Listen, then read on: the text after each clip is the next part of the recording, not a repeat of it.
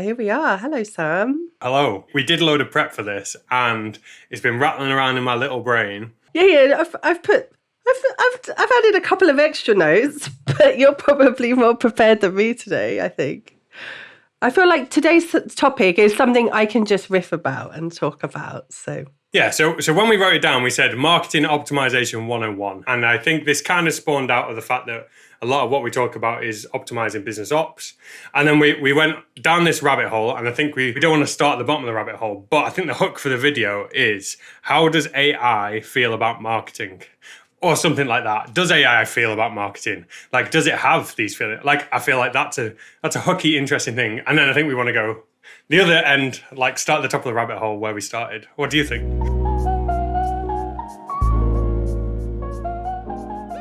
that's really interesting. I have a lot to say about AI this morning. So over the past few episodes, we've been talking about influencers and their take on business optimization. We've been talking about what is business optimization. We've been talking about how to start a business. We've been talking about how to create teams and grow teams and things like that. And recently we were talking about a funnel is, what a sales funnel is in particular. And one of the big parts about that was, how do you generate traffic to put into your funnel? And that's where the old marketing side of the business comes in. How do you go out to people and tell them that you've got a business and you're open for business and to come and talk to you about potentially doing business together? And that's where marketing comes in. This is the answer to the question, why do we do marketing, right? Yeah, pretty much. I'm just trying to think, right? Are there any businesses out there who could survive without any marketing whatsoever? Well, I think that's a really good question, because then it gets you to define, well, what is marketing? Because is word of mouth marketing? Are referrals marketing? Is passive marketing where it's just like, okay, I set up a store, it's on a high street and I've got footfall. Is that marketing? Do you like... And so I think we probably want to encapsulate the boundary, or put a boundary around marketing. Whether we're wrong or right, we want to give ourselves a boundary for this conversation. Yeah, so we're talking today about, the active, outwardly act of going to get people to come and look at your stuff, essentially, like actively promoting. Okay, can we then, if we're going to talk about that, just define a few of the prerequisites, like the passive stuff? For instance, like usually I would argue that within the same department, like if you were in a business, branding, positioning, user testing, like these would all be pretty tight to marketing. For instance, like our name, the Chief Optimization Officers, that's not an active marketing bit, but it was really, it's an important marketing tool, important marketing prerequisite, in the same way that on a high street, like the storefront, that's not active marketing, but that's an important asset to the marketing, the outbound marketing work. Like, it's all got to tie in. So you need, and I know you're going to love me using this word at you, you're going to need a framework, Sam Jacks, aren't you?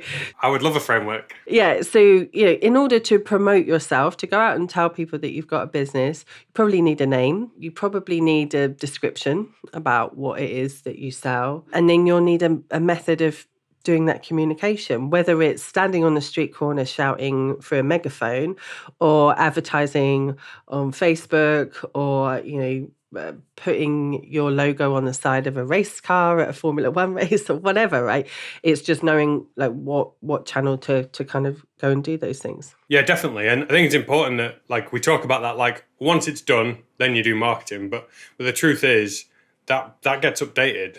And in the beginning, that framework that you need to go and do, you're constantly figuring out, well, which of these set of assets, these set of logos, key, titles, subtitles, like these key parts of your brand pack, which of those really resonate with the people that we want to sell to. And then as the seasons change, as color schemes change, as styles change, like maybe once a year, once every couple of years, this all gets updated. Like, it doesn't stay fixed forever, I guess, is the point I'm trying to make, certainly in successful campaigns. So I am interested to see here whether you just really quickly, can you sell the services or products in your business like without marketing? I mean, probably. You could probably go out and get referrals, go out and talk to people in a networking situation. Do you not think that's active? Yeah, but that's sales. And sales is really different from marketing, right? Because sales is literally getting the sale, right? So it's putting forward the features, benefits, the things that we've spoken about in the past, and getting someone to agree. That's not marketing. Like, what marketing is amplifying the sales message so that you've got people who come to you and want to be sold to, essentially. So that the lines blur quite heavily, I find, between sales and marketing the smaller a business gets. But when you kind of get to big multinational companies, a big sales team, guys, women who go out and rep and talk to businesses about the products and services that they're representing, aren't great marketers. They wouldn't know how to put an advert together, what constitutes a great logo or brand, how to run ads, and that's done by a separate marketing function. And likewise, marketing people can't sell.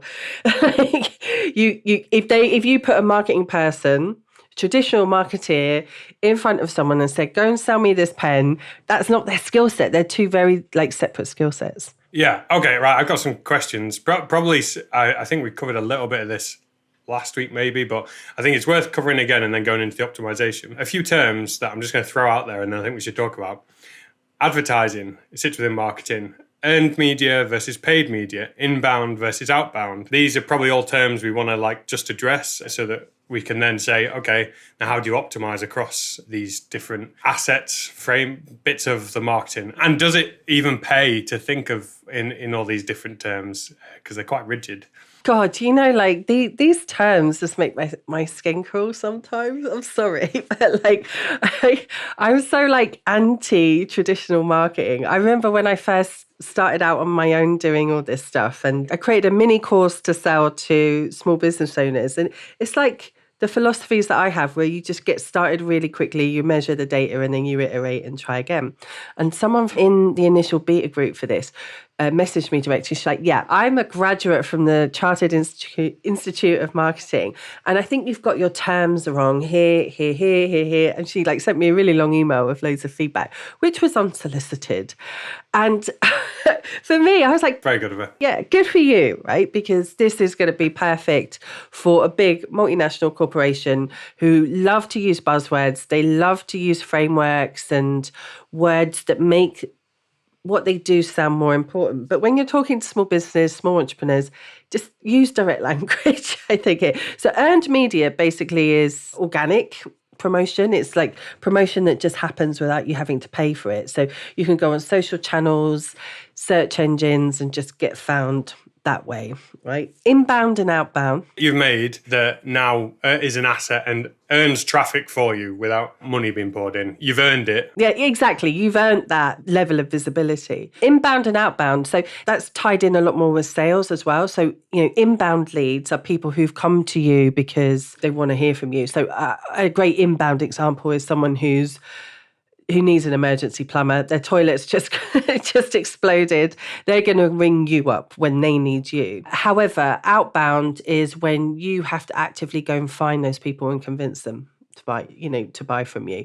So that could be a service that you don't know you need yet until someone approaches you about it. Hey, we've got a new fitness club opening 2 streets away from you. Would you like to kind of come and join us?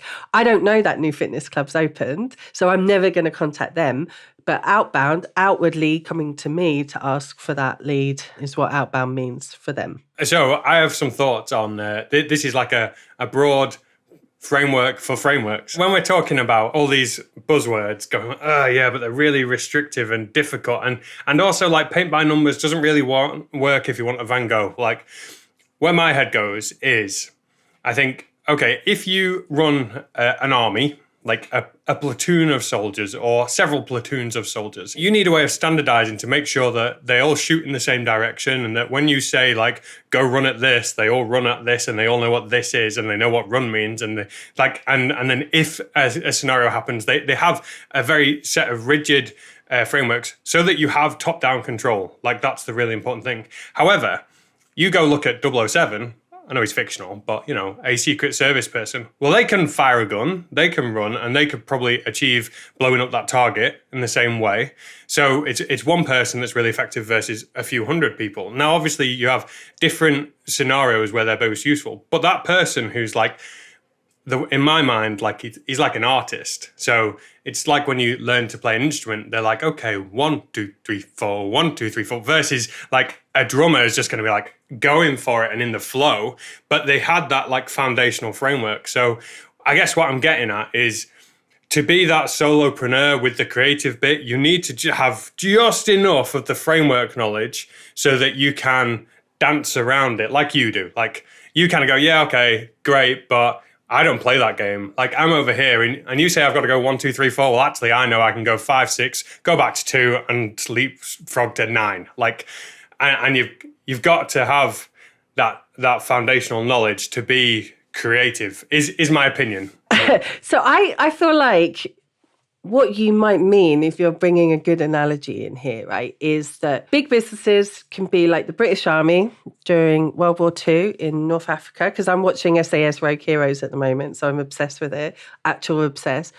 And then an entrepreneur is more like the SAS commandos, right? So they have to take action. They have to be he who dares wins, right? But they have to have a level of like fear and also book smarts as well, right? Exactly. And just to round out this anecdote, if anyone wants to read about how the SAS and the SBS came to be, read about Churchill's An Ungentlemanly Warfare, like how he essentially took all these smart, artistic, military capable people and set them up to essentially they blew up the ability for Germany to make a nuclear weapon, for instance, during World War II. So this works. Like, this isn't us just going, oh, that's cool and that's a more fun way. Like, no, this is a super effective, efficient way of doing it. And all this other stuff has its place. Like, one person doesn't match 1,000 people. A framework, it's arguable the effect. Like Steve Jobs was a super artistic person that understood engineering and marketing and just nailed it and dictatorial moved it forward. But you see Elon Musk doing that and like, look at the cost of that to him personally versus you look at, I don't know, Kellogg's, they're bored and their owners are pretty chill and relaxed because, but they're not Elon Musk. So I'm just, I guess, just saying like, grass is always greener, but we're definitely in the solopreneur entrepreneur camp. Yeah, like we've got like Ace of Spades playing as our soundtrack as we drive across the desert, right? Should we make that our intro music? Yeah. Honestly, obsessed with that show. I love it. I mentioned it to a family member. She's like, yeah, it's just because you fancy them all. I'm like, no, I find the history really interesting. So yeah, I'm sticking with that. Those abs do nothing for me.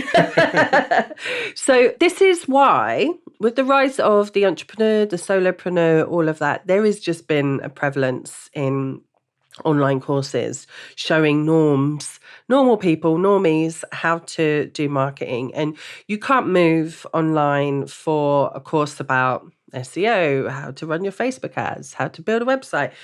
Russell Brunson is, I think, sort of the poster boy for that with his ClickFunnels product and all of the accompanying books and everything that he's brought out. And it's brought marketing to the business masses, where you can get up and running on your own and probably do a bit of effective marketing without having to utilize an external agency or hire anyone. And I think that's a great thing. I think it's a good thing. However, I think the saturation of the market has meant there's a lot of differing opinions out there about what works and what doesn't.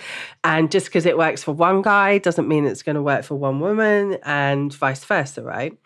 And I think if we can potentially cover some ideas, some thinkings about, what could work for entrepreneurs, small business owners from a marketing point of view, that would be quite good. Definitely. Well, to give it some flesh, some more depth, should we give an example of it done well and done badly? What's your done well example? I'm going to go with a controversial one, a super controversial one. So the guy is a fraud, a crook, has served his time in prison, but super effective marketer. And I'm going to say, I'm probably giving an example of a salesperson, but I think when we get into the nuts and bolts of what marketing is designed to do mechanically, it still works. So the done well example, a guy I've actually met, the Wolf of Wall Street, Jordan Belfort. Oh, Jordan Belfort, yeah. Yeah. So I went to one of his trainings when I was in sales and marketing, and there must have been 10,000 people in the room. And I watched him on the stage in that session make £500,000 off those 10,000 people. And I was blown away. Like, the art of persuasion was astounding to me. So let's talk about what he did. So if anyone's not familiar with the story, essentially, he trained up in the traditional method to become a Wall Street stock trader, where you sell stocks and shares. And essentially, the way that they make money is that they have listed companies that are on the NASDAQ or on any of the trading platforms that existed at the time. And they would phone people up, normal people with money to spend, to speculate, and say, there's this stock here, I've picked it, I think it's going to go up, or I think it's going to go down, you can short it. And if you buy it, then, I'll sort that trade out for you. And then the way they make money is they get a carry, which is essentially a percentage of that money, that trade that's happened. So it's like a commission for that service, essentially. However, just as he qualified, the stock market crashes. And you can see all this if you watch the movie. I believe there's a movie about this. A movie which he wrote whilst he was in prison. He wrote the book, didn't he? So it's Martin Scorsese's movie. Yeah, okay, but a smart guy, like, sitting in prison going, all right, how am I going to use this time? Well, that was a good story to tell. And then essentially he got very good he had his straight line persuasion technique, his straight line persuasion theory, where after the stock market crashes and he's just qualified, he then goes and realizes, well, essentially I'm just selling stuff and getting a carry for it. There's these penny stocks, which are worthless, which I can dress up and sell. So then he sets up a very effective sales force. Stratton Oakmont. Sounds very credible. So Stratton Oakmont, Long Island, New York, over-the-counter brokerage house, founded in 1989 by Jordan Belfort and his mate Danny. And basically they were selling penny stocks that weren't worth anything for the top and tail of it. And so the reason that I think they did this really well is, and this is kind of where the hook came from and what we were talking about the other day, is they managed to persuade people to take action. So they were able to get on the phone, cold call someone, tell them a narrative, a straight line persuasion technique, tell them a narrative, address any of the concerns that were then raised with that narrative, elicit a feeling in that person so that they then felt compelled to take action, which was to hand over their money. And they did that really, really well. Very, very effective sales, not marketing, but very effective results. And that's what we're looking at. Product, business exists, get an end result. Now, they were selling rubbish and they ripped a lot of people off and there was all kinds of dodgy stuff going on in the background. That's not good, not condoning it, that wasn't good. But with regards to sales, Jesus Christ, they were effective. And it's still very effective now. This seminar of his that I went to, people essentially got on stage, told their story about their fantastic way to make money. He specifically said, well, I've got this technique and look at all the results I got from it. And it's really great, blah, blah, blah. And there's only, 500 spots. And today it's only 10 grand to go. And yeah, there's some people at the Edward cards machines. And, if you've got a moment, you can grab that. And I just literally watched hundreds and hundreds of people run to these card machines. I'll pay 10 grand to learn what he knows how to do. And it just from a story. Okay, but there's a greed desire there because they've looked at the suit he's wearing, the watch he's got on, the way he holds himself, the stories of being a trader, the car he pulled up in. I mean, that in itself is really helping, but I can't imagine. Yeah, and that's all positioning, isn't it? Yeah, but I can't imagine most of those people made the same money that Jordan Belfort did. I've that type of marketing, that type of sales and marketing pitch is okay to a point, right? Because if you're thinking about it from an ethical point of view, right? L'Oreal, right? They tell you you're worth it for using the shampoo, right? It's really similar in many ways. It's the Barnum Effect, right? That's the persuasion. I just remembered what it was called. It's the persuasion technique that you're talking about. That's kind of what he's doing there. You're worth it. You can be a millionaire. All of those type of things. But the issue is that framework has been copied and abused so many times in the business marketing world. And you only have to go and look at all the brilliant work Mike Winnett's done on his Entrepreneur YouTube channel, what CoffeeZilla's doing as well in terms of trying to show what these guys are actually doing. Like they're just sort of selling you a bit of information. They're not selling you a guarantee that you're going to make money from this. You mentioned passively the Barnum Effect, Googled it. So this is the tendency to accept as true types of information such as character assessment or horoscopes, even when the information is so vague as to be worthless. This is when it's, I don't know who advertises L'Oreal now, but you get some movie star or some public figure. Like Davina, maybe Davina or someone like that. Yeah, or whatever. But it's that phrase, hey, you're worth it. Well, that doesn't mean anything. It doesn't tell me about my hair. It does, if an engineer was doing the L'Oreal ad campaign, you'd be going, makes hair look shiny. Shiny hair means you'll feel nice. Or something like that. Whereas they're able to, they're able to, through their amazing ad agencies and branding agencies, encapsulate that just into one statement. And this is what's called a hook. Hooks are a way of getting into your brain. Tell me, do you remember a radio jingle from the 80s or 90s? Not when you put me on the spot, I don't know. Or an advert. Yeah, so that's exactly what I was thinking. As you're saying this, the Barnum Effect, and I'm thinking about all the Coke adverts where it's just a smiley, happy, great-looking person in the sunshine drinking a can of Coke. And then at Christmas, it's the Coca-Cola lorry, which is red, not the traditional green of Yeah. I still remember how to sing the Kiora tune. I can sing the Umbongo tune as well. I could probably recite the end of the milk tray advert to you, all because a lady loves milk tray. Right? They get into your head. They say that jingles, hooks, and if you can make one that encapsulates a la the Barnum Effect, what it is that you offer. It's vague. And I think that's what, just to kind of bring it back to Jordan Belfort there, they kind of do that on the stage a little bit as well.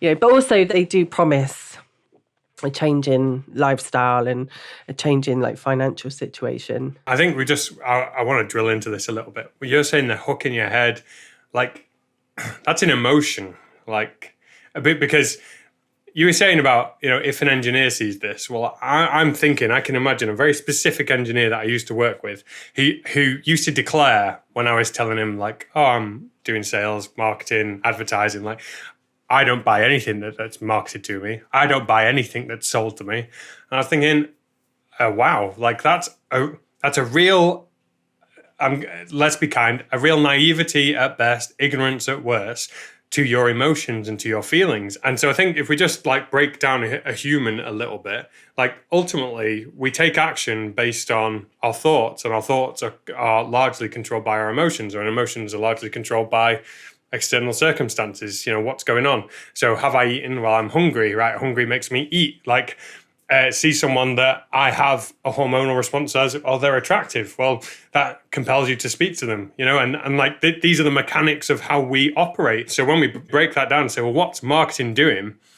It's eliciting emotion, and you need to understand how those emotions work. It's manipulation is the horrible way to say it. Influence is the nice way to say it. Cialdini's stuff around influence. And I think because we want to talk about how you optimize for this, it's really important, because when you have a startup, or certainly when I've had a startup, it's certainly starting out, you're like, okay, well, I need to solve this really difficult problem, because that's where all the value is. And people will just care that, if I can get this package to them in half a day, if the price is right, if it's the best color, if it has all these features, then people will want to buy it. But they won't. People, and it's something that we started to talk about, is people buying from people. And that's because people can build relationship. And what's relationship? Well, it's a set of emotions. And those emotions are trust, reciprocity. What else does Cialdini say? And to that point, actually, I just pulled up some Jordan Belfort quotes, actually, because this type of salesperson, influencer, whatever you want to call them, right? They always have things they say that they're known for, And apparently one of his catchphrases is, the best way to sell something, don't sell anything.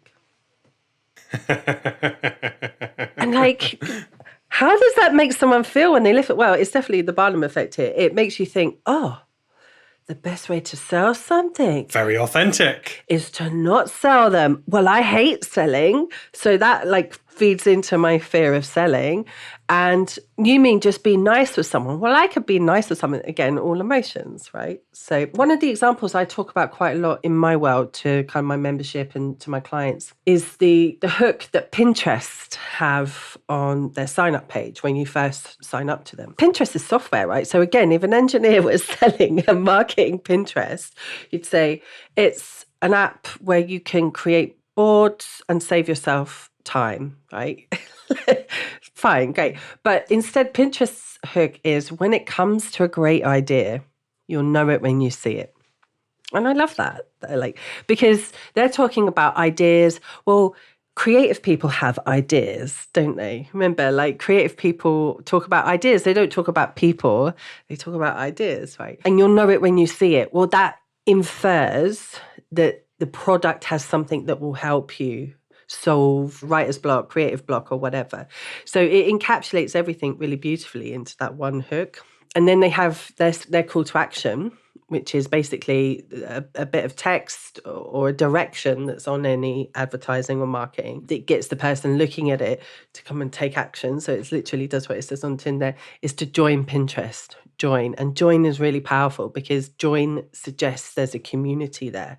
Not sign up, not download, it's join. And that's a really different word. And when you compare them side by side, they're kind of apples and oranges. How does that make you feel? Creates the sense of feeling. Yeah, absolutely. Absolutely. So, I think this is a really good discussion here because I suspected when we were going to have this chat today that you were going to talk about hard automation, hard data. I didn't expect that you'd be the one coming at this with a human emotional element today, Sam, if I'm honest. Well, I think I definitely want to dive into how you can use AI and all these tools that we spoke about to optimize the process, because that's ultimately what we're talking. Because at the moment, we're still talking very generally about principles, and we're talking about the use. Well, for instance, then, you'll see it when you feel it. Well, that's the VAK model, visual, auditory, kinesthetic. They're the three different types of inputs people have. And you're selling a thing of pictures. Well, people that are visual, like me, I always say to my wife, well, if you can just see it, if you can just imagine, I always talk about the visual things, and she's not visual at all. The communications, they just pass each other. And she's very auditory, and she can break down this data. Can she see pictures in her head? Because I heard someone talking about this on the radio the other day. There are people who can't make pictures in their head. No, so I'm going to tell this story. So to explain, being an engineers can typically visualize a problem and can problem solve in their head. My wife cannot do directions for toffee, This is quite cliche. But my wife is like a PhD. She's super smart, very, very intelligent. But our son's school is literally hundreds of yards from our house, and you can turn left to go to it, or you can turn right. And she phoned me in tears the other week because she turned right. And then rather than going towards the school, she'd literally gone the opposite direction. She was like, well, no, because we always turn left and then go left. And I was like, right, so what did you do? Well, I turned right and then I went left because it's left. I was like, it's not. That's not how it works. Yeah. She's an incredibly smart person. But the point is, you have to communicate with people so that they can feel, and the body does all the things it does so that you understand. And that's the power of communication ultimately. And that's what marketing is all about, is communicating so that someone can get the feelings and respond in the right direction. Yeah. And I think, so I'm really, really glad that we spoke about the human element first, right? Because I think in this day and age of marketing automation, ad tech, all of this stuff that's out there to make reaching as many people as possible much easier, it's really easy to forget that there's human beings behind the destination and only be driven purely by data. A great example is people who send out hundreds of thousands of emails, right? Knowing if I only get a 0.2% conversion on 1 million scraped emails that I've sent, that's okay. But what about all of those hundreds of thousands of people you've annoyed with your, repeating emails, just to kind of get success out of a few? DMing using automation, hundreds and hundreds of people on LinkedIn with the same message. Doesn't matter though, because If I get a 1% conversion and one person gets back to me, I've made the sale. But there's people that you've annoyed along the way. You've created a kind of a bad effect. So I don't always agree that automation in marketing is a good thing. Sometimes it's got to be done. I get that. That's fine, and mistakes can be made with that. But if you can think about the actual person, have that persona that we spoke about in the last episode in your mind's eye when you're doing your marketing, even when you're automating it, it really helps.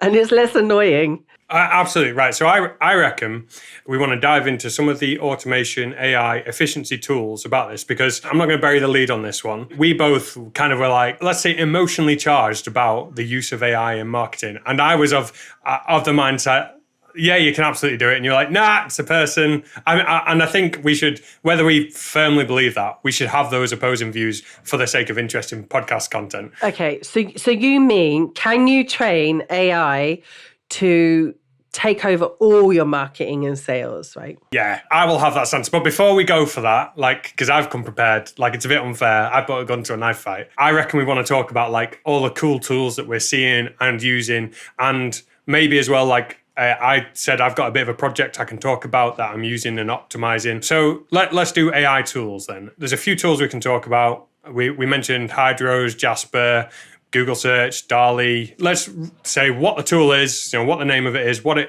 is, what it does, and why you want to use it, and where we're using it maybe as well in the business. My favorite AI tool. So I'm really into AI, massively, and have been for a long time. And I know they all use pretty much the same API, but the glut of software tools that have come out this year has just been because those APIs have got better and we've got better at being able to handle the data.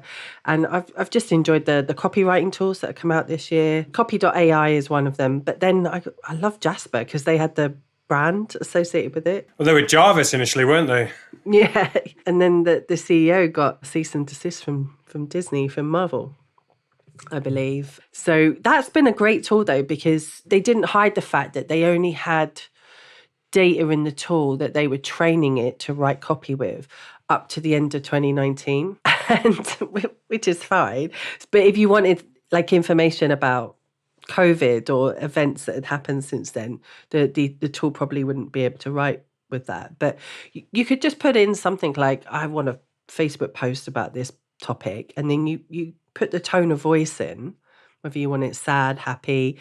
There's even a tone of voice suggestion for Joe Rogan, right? So you could have a Joe Rogan style of copy, and then it would output copy for you. Now, this copy is original. I've run it through a lookup just to see how original it is, whether it's been directly scraped from a website. But more often than not, it's fully original. And so the way it works is it's scraped the entire internet, been trained to understand what types of copies suit what types of recipe that you want, and kind of with your input. And then as you keep using it, you train it to become better on your account as well. So you can kind of put parameters in. So if it keeps writing a certain way, you an Americanized way or whatever, you can start training it to kind of write in a UK English way, etc. Let's say the use case for this, you've got a cleaning company, you've got a few people that clean, I don't know, commercial properties, and you've got a Facebook profile, LinkedIn profile, Twitter profile, and you want to be putting content out. And if you're, say, posting once a day, twice a day, on multiple platforms, and you need slightly different content for each platform, 3 lots of 14 pieces of content is suddenly 42 pieces of content a week. And you're not a content marketer, which is what that is. You're a cleaner and you run a cleaning company. So what you can do with Jasper AI literally is you can say, okay, I want to talk about disinfectants and the use of disinfectants in schools, let's say. And you can say, and I want to sound professional and intelligent, and then you can go into Jasper AI and say, produce me 10 tweets about the subject I just told you about, and it will go bang them all out. Some of you bat an 80% hit rate of good versus bad ones, but that's a 30-second operation versus writing 10 tweets out. you could spend 20, 30 minutes on that. So that's the practical time save. And then as you said in there is a plagiarism checker. So you can go check that this isn't plagiarized. So that's the use case, why you would run it. Practically how that's working, like you said, is it's predicting the likelihood of the next word. And so it's going, oh, you said this word and I've got some inputs here. And it uses a clever weighting algorithm to predict the probability of the next word being what it should be and bangs out the next word. So it's not perfect, but based on the, let's say 10 tweets would normally take you 3 minutes a tweet, 30 minutes, you can at least get from a blank page in literally inside of a minute. And you're probably talking a tenth of the time, like a 90% saving on time. Yeah, what I think it's really good for, because I'm a copywriter. That's what I do in the agency. I've always written my own copy. Is I find it's really good for unblocking my thoughts about something. So I find it really difficult with a blank page in front of me to sit and bash out 100 ideas. I've just never been able to do that. But if you give me someone else's work to review, I can review it really, really quickly. So I found it's definitely increased my productivity, because if I can have 10 tweets, posts, blog post titles, SEO meta titles. I mean, like, there's so many different recipes in that tool and others as well, but this one's quite good. Handed to me, I can then go through and refine and think about that word doesn't quite work and that doesn't quite work and much quicker than writing them from scratch. So I think like that's something to bear in mind, because you can tell when something's purely written by AI sometimes, and you don't want to get into a place where you're only letting AI run your stuff. You still need a human touch to it, I think, at the moment. Yeah, I think we want to talk about these copy tools because they're at the moment, they're the daddy of the marketing automation world. And the reason is, let's just break it down. It doesn't matter whether you're at the top or the bottom of the funnel, you are essentially communicating either via text, images, or video. Like, they're the three mediums. And whether that's in an ad, whether that's in a blog post, whether that's content or an email, they're the three mediums. And most of it is text. So this is like the biggest ROI saving. Now, you want to tailor the copy, the text, depending on where it is in the funnel, but that's where a big saving is. Let's fire through some more of these. You mentioned Hyros. Yeah, Hyros. Hyros. Yeah, it's an ad automation tool, basically. So from an agency point of view, you don't even need an ad manager to go in and do daily optimization if you wanted. I mean, it's pricey for what it is, but you could feed your ads in. It then it connects with Facebook ads, TikTok and Google, I believe, and then it optimizes your ads for you. So if it can see one particular ad is costing more than others, it'll switch them off. Or if it can see one's doing really well, it'll add more budget. So you don't need to spend $3,000 a month on, having an ad manager doing that for you, essentially. So when you talk about optimizing, I'm imagining, like, I've messed around with ads. I'm no expert, so let me give my ignorant view. An ad is made up of an image and some text, or maybe a video and some text. And when you're talking about optimization, is it optimizing that video and the text, or is it all the other stuff? Because you can point an ad at a type. All the other stuff. Okay, so there's a type of audience, there's a cost per click, there's a type of ad, so awareness, impressions, clicks. Yeah. What you've got essentially is with Hyros, you've got an ad automation tool sat on top of an automated ads platform, right? Because Google ads, TikTok ads, Facebook, most of them, they're all run on an automated basis. So their algorithms will go out and put your ad, your copy text in front of the right people that you define in your audiences. There's no humans that do that. That's all automated, and it also has machine learning as well to kind of understand, okay, well, this person's been running these type of ads that we can track through their kind of tracking code. It's quite often called a pixel. To these type of audiences for the past 6 months, well, we know in the future we'll go out and keep trying to find those audiences, rather than trying to find, so we'll go out and try and find people who like cats rather than people who like dogs, as it were. So like that's the ad platform, and it's continually deciding what to charge you based on how many times it can show your ad in the various social media platform fees, and it's continually bidding your place against other advertisers as well. And that's what sets the cost. So that's all done in an automated way. So our job as ad managers is to set our ads up, get them running, and then see how much our ads are costing on a day-by-day basis. I mean, like at my agency, we don't really day trade, but we observe the cost over like a sort of 72-hour period, and then we make adjustments. But if you were spending hundreds of thousands a day, you probably would be kind of doing that daily check, because if your ad spend is going down the wrong rabbit hole, is reaching the wrong people, that can be really costly for you as a business. So you always want to be making sure that money is funneled at people who are clicking, who are converting, basically. And so the stakes go higher and higher the more money that you're spending, and using another tool on top of having a human doing that as well, and automating the amount of money that you decide you want to spend a day on the platform that's doing the bidding on your behalf is what it's all about, essentially. Hopefully that made sense. It wasn't just me rambling about ad platforms. Yeah, no, I think it definitely made sense. Let's fire through the others, and then I think we want to get into the meaty stuff. So I've got Surfer SEO written down. Do you use Surfer SEO? I don't know, but yeah, I it's just, as a SEO person, former SEO person, I just find the concept of automated SEO a bit weird. Explain it quickly. Yeah, very quickly. So what it does is Surfer SEO does a number of things. It first of all helps you do some research, so you can figure out if you are, let's say, a cleaning business and you want to find domestic cleaners. You want to target, stay-at-home mums or dads or people that want a cleaner in their home. You would want to rank for search terms: cleaner near me, cleaner in insert your town, home cleaner, cleaner for my grandmother, cleaner for my mother. You want to optimize. So first of all, it'll help you do the research to see how many people are searching for that term, and then it'll let you see how difficult it is to rank for number one. So roughly about 35% of clicks for a search go to position number one. Most of the others go to position 2 and 3, and then 50% or so is split across the rest of the pack. So if you're not ranking in the top 3, you ain't getting the clicks. So that's the goal here, is you want to get clicks from organic search on a search platform like Google. What it then is supposed to do, and I've seen it do it fairly well, is creates a content plan. So you say, I want to rank for this keyword. For instance, it might be cleaner near me. It will then say, okay, you want to create all of these blog posts, all of these posts on your website, and it will come up with a list of posts, and then it will give the criteria for these posts. So it will say, well, we think that to rank for this keyword, you need a post about the best disinfectant, let's say, and the title it should have 15 titles in this post. It should have 8 images. It should be about 1,500 words long, and it should contain a mix of all these words.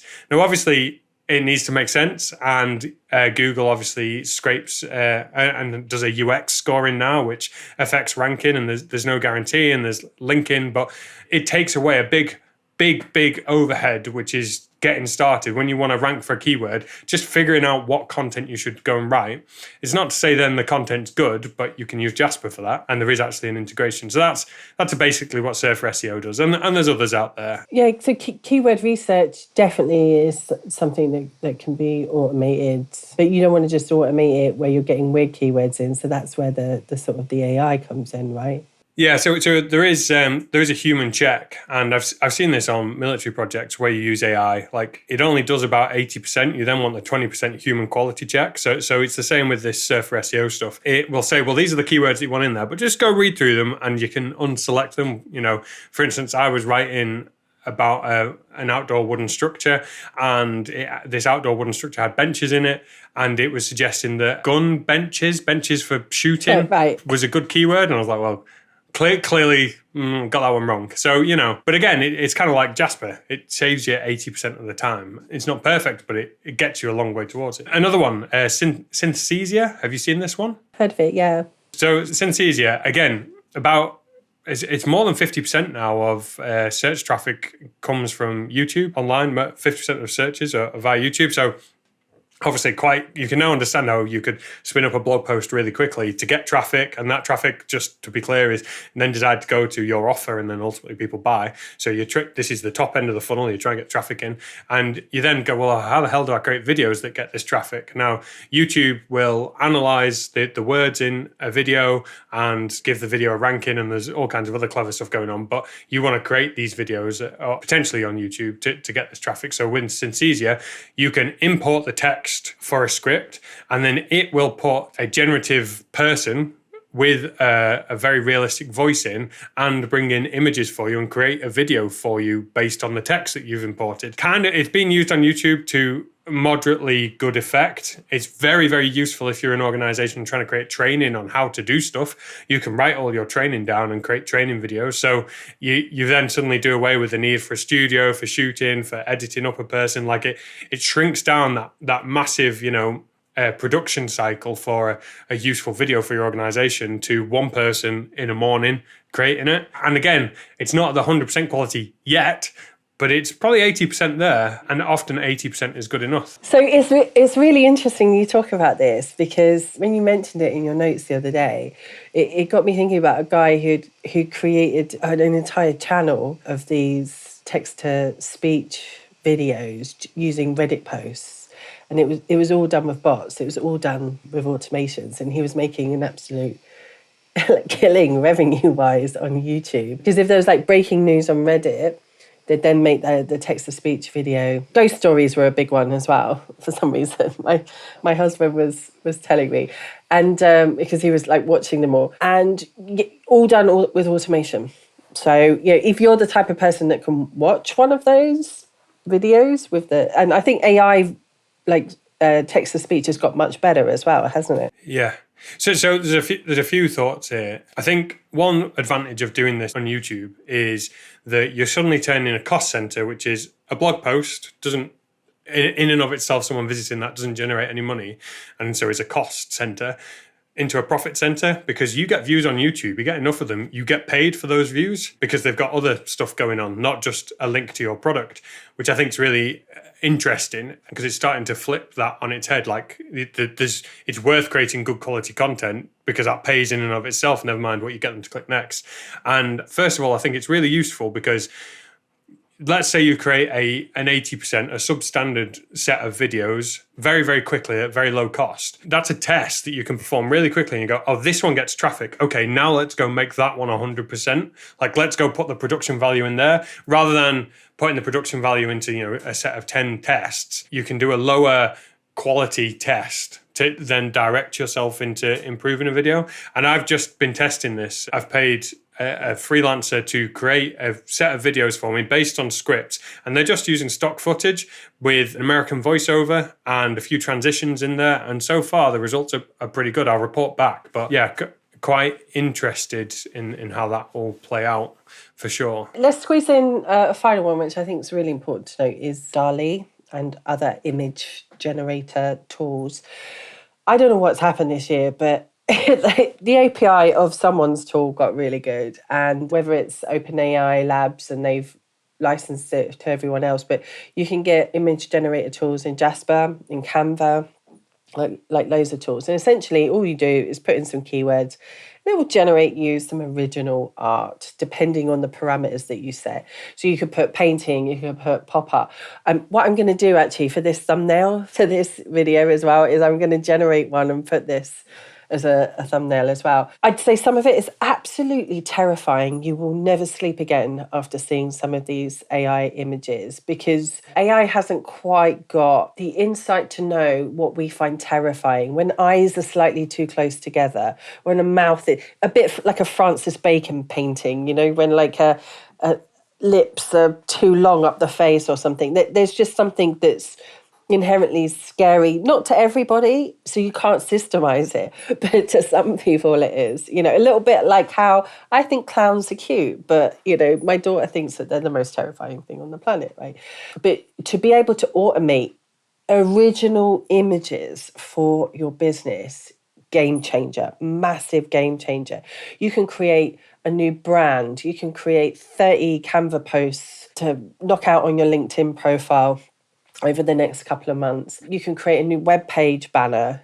You can create an ad without having to pay an artist to do it.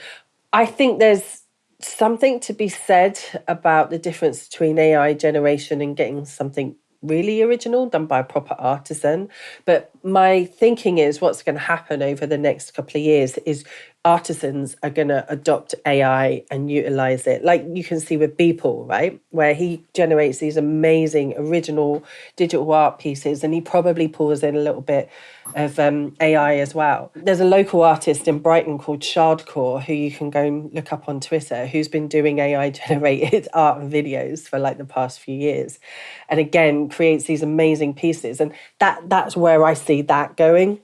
I don't think artists are going to get pushed aside, like copywriters aren't going to get pushed aside. It's their just job's going to be made a little bit easier.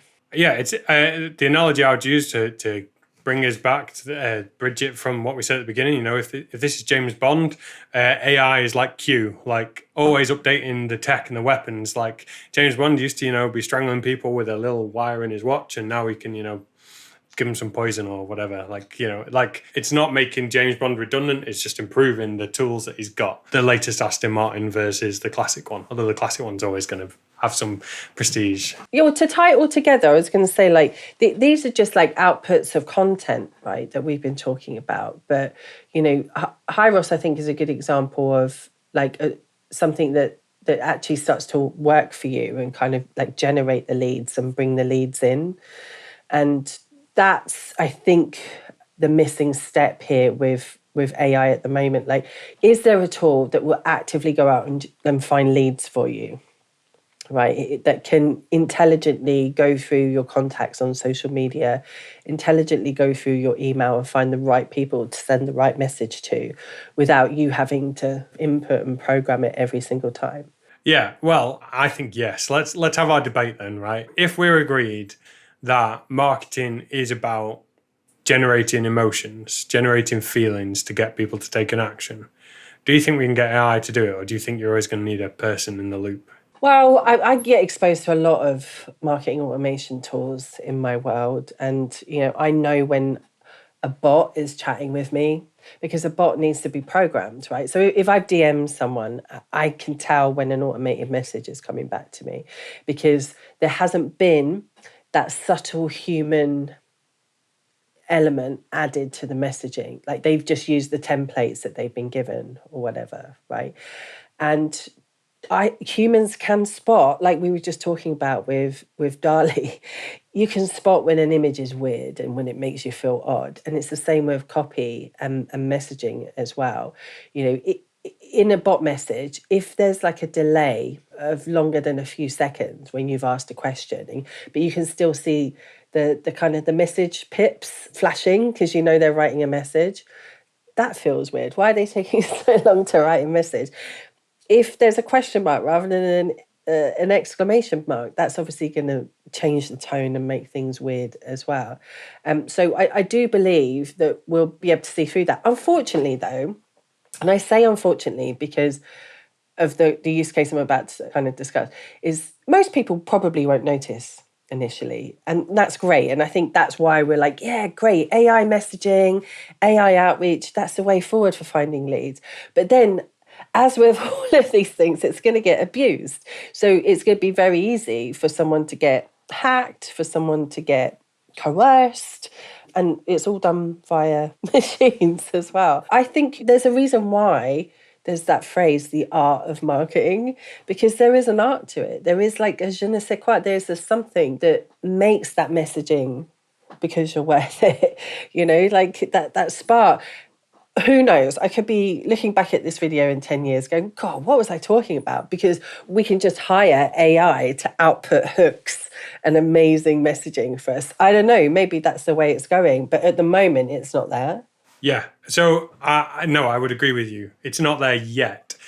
But we want to define what there is. So we said, like, there's this massive spectrum of what marketing is. And I would agree with you. Like, we're saying there's no substitute for that building a relationship. Like, two people can build a relationship because they can very rapidly adapt, and they can do all these like human techniques where they mirror one another. They change the pacing of their language. They use certain words. They reflect. There's all these techniques that people do to build trust, essentially, to have this emotional conversation. I mean, you watch Tony Robbins. He's the god of this, and the neurolinguistic programming of a person. Very, very specific set of techniques there. But there's all these other techniques which happen, which is you see an ad, you see product suggested at the right time, you see product placement in a video. There's all this other stuff which you wouldn't know. For instance, Amazon's choice, like products, well, that's AI. You see certain ads based on AI. You do get certain marketing messages based on AI. And part of what you were saying, and part of the problem with AI is, like, if I log on to an automated bot and I'm on a shopping website and it suggests a pink frilly dress to me, like, unless it's Friday night and I'm put my heels on, that's probably not right. It's not got enough information to show me the clothes I want to see. So it then becomes, well, a data problem. Well, how do you get enough data points to train this thing up to be able to have these conversations really well?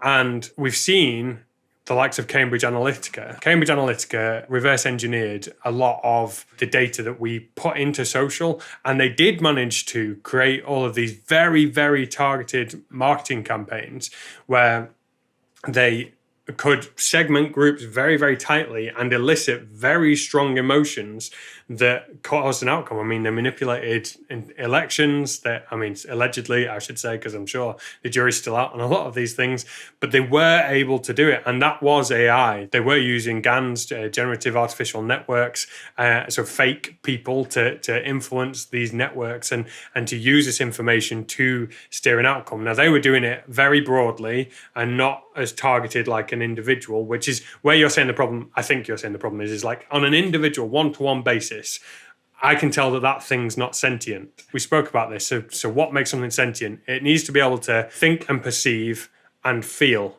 So I'm not an AI expert, but I'm a systems expert. And at the moment, I can see AI and the tools we're using, they can think. They can use this algorithm, this neural network, so this decision tree, to think and make a decision. And they can perceive information that's been put in. But there is no part of this system yet which is devoted to feeling. Like, it just isn't there. The question I have is whether that matters. Because if we imagine it like a set of black boxes, we have some inputs from a person like, okay, I've got a product and a thing and I want to sell it to some people. And then AI goes, okay, well, I can think about that. And then they can't do the feeling bit, but they can see the outcome. Like, how effective was that thing I produced over here? They miss the middle bit, the feeling bit out, but they can see the outcome. And you definitely can train a system by skipping out a black box. You can go, okay, well, it doesn't really, there's something happening there, which is the person's feelings. Don't know what they are, but I can see what the result is. So on that basis, I can keep manipulating my inputs to change the outputs to get the result, the desired results. And so for that reason, I think that AI probably will be able to do what it needs to do without feeling, is my thought, my opinion. Well, I mean, it remains to be seen, doesn't it, really, what will happen. But it's moving so quickly. So from a business owner's point of view, right now, you can get content created for you with AI, which is okay, it needs a human touch at the moment, but who knows what will happen in a year's time. And yeah, for sure, like, you can use AI through marketing platforms. I mean, definitely, like on Facebook, it's using machine learning and AI to find like the right type of people to reach a much bigger audience than perhaps you can reach, in your kind of small sphere going out one-to-one. So it's coming, it's here, it's happening. Can it totally replace what I do for a living? Not yet. It still needs a trainer, still needs an inputter, still needs someone to, understand to be that human communicator, what works and what doesn't. So yeah, it does remain to be seen. I'm excited about it though, because I'm a massive fan of what it could potentially do for marketing. I really am. Yeah, definitely. We're kind of, I think the driverless car world's got it pretty nailed. The different levels of automation that appear. Yes, AI can drive a car, but we can't let it loose on the road yet. And that's we're about in the same place across all the industries. We're like, okay, yeah, It can, but we need to sense check it. Like, you need a human in the loop. We're not quite Minority Report yet, guys. So if you really liked it, then that makes us really happy. So make sure that you like and subscribe, please, to this channel. I'm going to tell people about it as well. And then we've got like a whole bunch of other videos. So if this is the first one you've ever watched, go and watch some others. Let us know what you think in the comments. And you can find me on Twitter. I'm Hey Vicky Jakes, Vicky with an I. And you are Sam? I am at Sam Jax. That's Sam as you would expect, and JAXX. And please do put a comment in below if you're using any of these AI tools or if you're doing any automation. We've been toying with the idea of putting a course out there for free on some of these tools. It would be good to know what you would find useful. So do click like, subscribe, and hit the bell icon, and go check out some of the other videos. Let us know which is your favorite.